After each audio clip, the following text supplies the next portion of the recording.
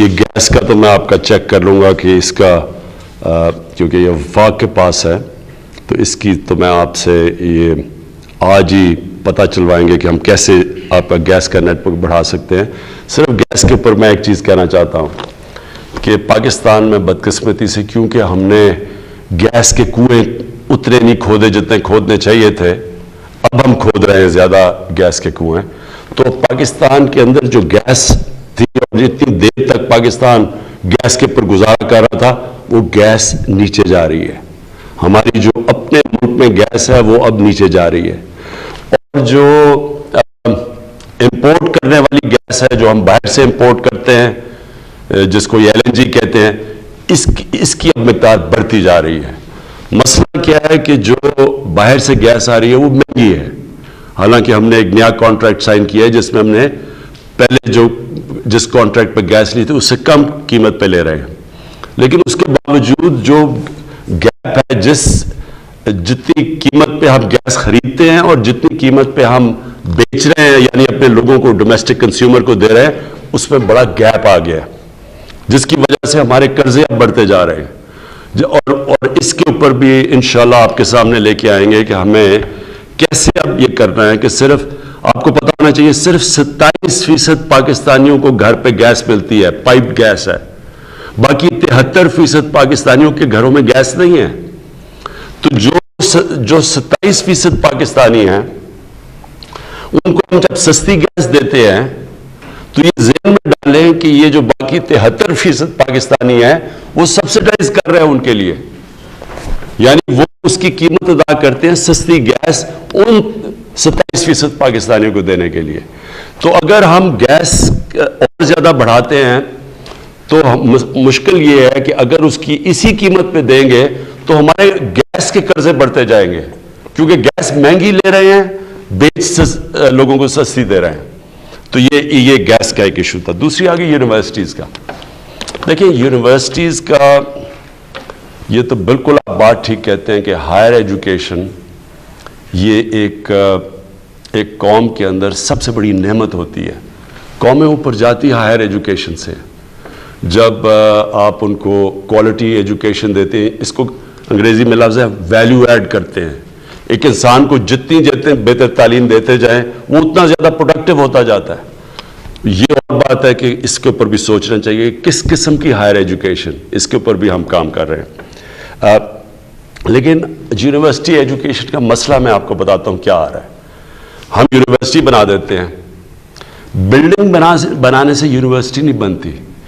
जो फैकल्टी होती है, यानी कि जो क्वालिटी प्रोफेसर्स की होती है और PhDs जो वहाँ पढ़ाते हैं यूनिवर्सिटीज़ में, उसके ऊपर डिपेंड करता है। अगर वो क्वालिटी की फैकल्टी हो तो यूनिवर्सिटी का फ़ायदा है। अगर आप यूनिवर्सिटी बना देंगे और उसके अंदर क्वालिटी की फैकल्टी नहीं आती तो वो फिर यूनिवर्सिटीज़ जिस तरह की डिग्रीज देते हैं, आपके सामने है, बेचारे डिग्रीज लेके लोग बेरोज़गार फिर रहे होते हैं। तो ये इस वक्त मसला है, और ये इसके ऊपर एक पूरा हम एक चेंज लेके आ रहे हैं हायर एजुकेशन में, क्योंकि पहले जो हायर एजुकेशन के सरबराह थे वो हमारी गवर्नमेंट ने नहीं उनको सेलेक्ट किया था। अब हम अपनी एक विजन के मुताबिक सरबराह लेके आ रहे हैं और हायर एजुकेशन के अंदर कई बड़े चेंजेस करने लगे हैं। जी, अगले कॉलर से बात करते हैं और आपकी स्क्रीन पे भी आ रहा है 051-922-4900। जी, अस्सलाम वालेकुम। मैं अमरीन कयूम बात कर रही हूँ इस्लामाबाद से। मैं एक हाउस वाइफ हूँ। मेरे हस्बैंड प्राइवेट जॉब करते हैं। मैं महंगाई के बारे में बात करना चाहती हूँ कि महंगाई जो है वो दिन ब दिन बढ़ती जा रही है और गुजारा मुश्किल हो रहा है। हम बच्चों के स्कूल की फीस दें या घर का खर्चा चलाएं। और अब तो अगर आप देखें तो डॉलर की जो प्राइस है वो भी कम हो गई है और जो रुपए की वैल्यू है वो भी मुस्तहकम हो गई है। और दूसरी बात ये कि अब तो रमजानुल मुबारक भी आ रहा है, लेकिन जो है बेसिक कमोडिटीज की प्राइस बिल्कुल कम नहीं हो रही है। तो खुदारा आप अपना वादा पूरा करें और महंगाई को कंट्रोल करें। अगर आप ये नहीं हो सकता तो फिर आप जो डे फर्स्ट से कह रहे हैं कि आपको घबराना नहीं है, तो फिर आप हमें घबराने की इजाजत दे दें। जी अमरीन, बिल्कुल आपने वो बात की जो कि आप यकीन करें कि अब तक हमारी सिर्फ और सिर्फ कंसंट्रेशन, अगर बाकी सारी चीज़ें एक तरफ हैं तो महंगाई एक तरफ है। और महंगाई के अंदर आपने थोड़ा सा समझना है, क्योंकि महंगाई तो कई चीज़ों की है ना, कई चीज़ों की महंगाई ऐसी है जो कि हम एडमिनिस्ट्रेशन की वजह से ठीक कर सकते हैं। मसलन यानी अगर एक दुकान में एक कीमत आ रही है और दूसरी दुकान और कोई कीमत दे रही है और चीज़ तो वही है, तो यहाँ तो एडमिनिस्ट्रेटिव स्टेप्स ले सकते हैं और हम पूरा इसके ऊपर भी जोर लगा रहे हैं। एक महंगाई ये, और ये भी आपने समझना है, वो महंगाई ये है कि एक किसान सब्जियां या जो भी अपनी पैदावार है वो एक कीमत के ऊपर वो लेके जाता है मार्केट के अंदर, लेकिन उस मार्केट से जब वो चीज जाती है शहर में यानी रिटेल में, यानी जब आपके पास पहुंचती है तो उसके अंदर एक बहुत बड़ा फर्क आ जाता है।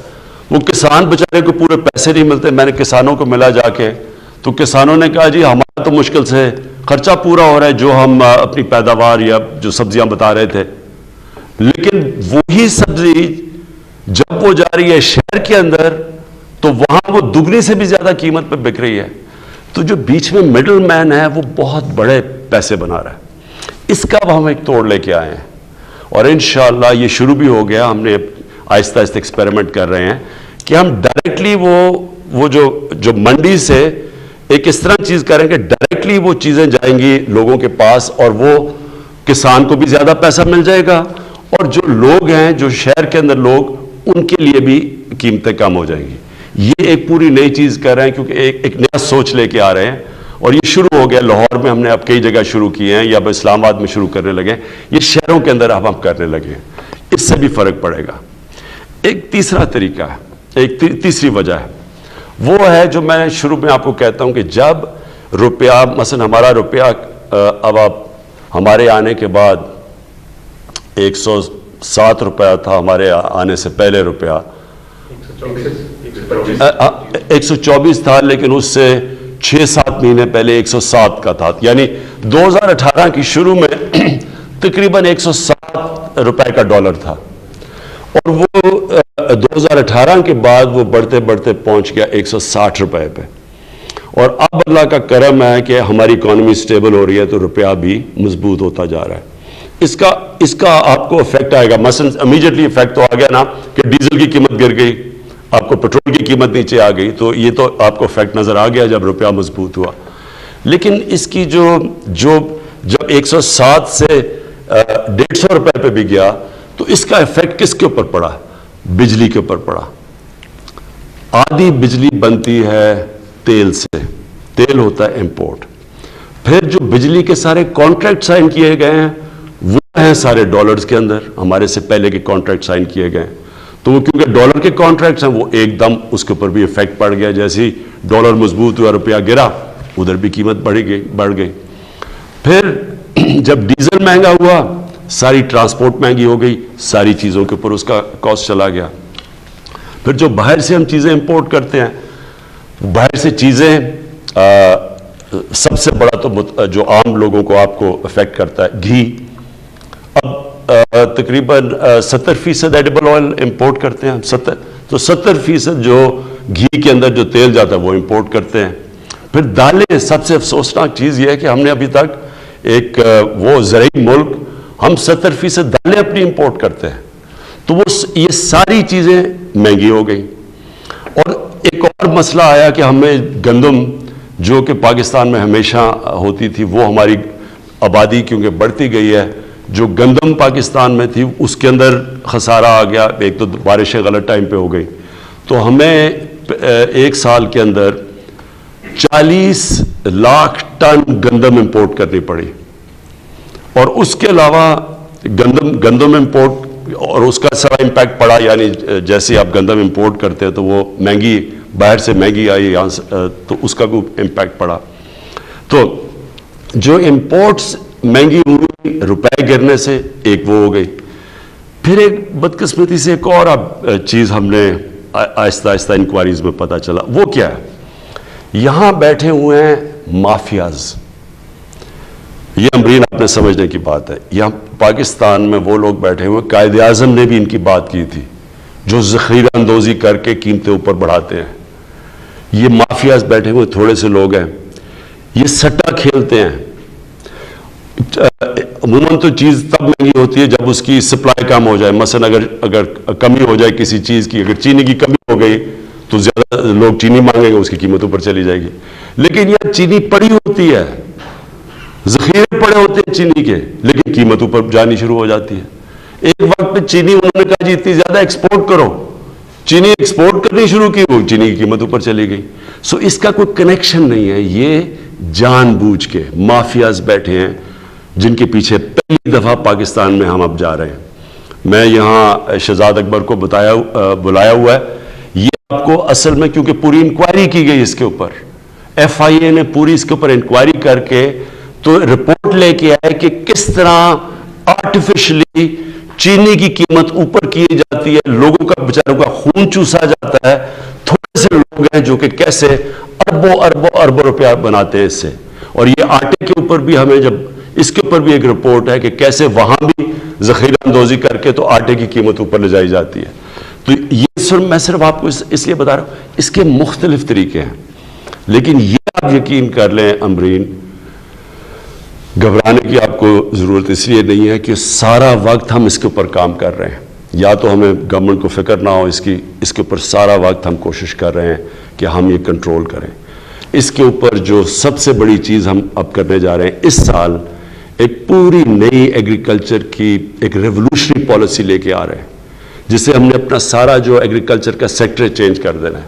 उसमें से पहले हम इंफॉर्मेशन टेक्नोलॉजी का इस्तेमाल करके पहले से पता चल जाएगा कि कौन से सीजन में किस चीज़ की कमी होती है, ताकि किसी किस्म की शॉर्टेज आगे से ना हो, ताकि शॉर्टेज की वजह से कीमतें ऊपर ना चली जाए। लेकिन ये मैं आपको बता दूं कि इसके ऊपर पिछले 1 साल से ये मुख्तलिफ चीज़ें कि क्या वजह है महंगाई के, इसके ऊपर पूरा काम हो रहा है। और इंशाअल्लाह आपको हम इसके ऊपर काबू पा के दिखाएंगे।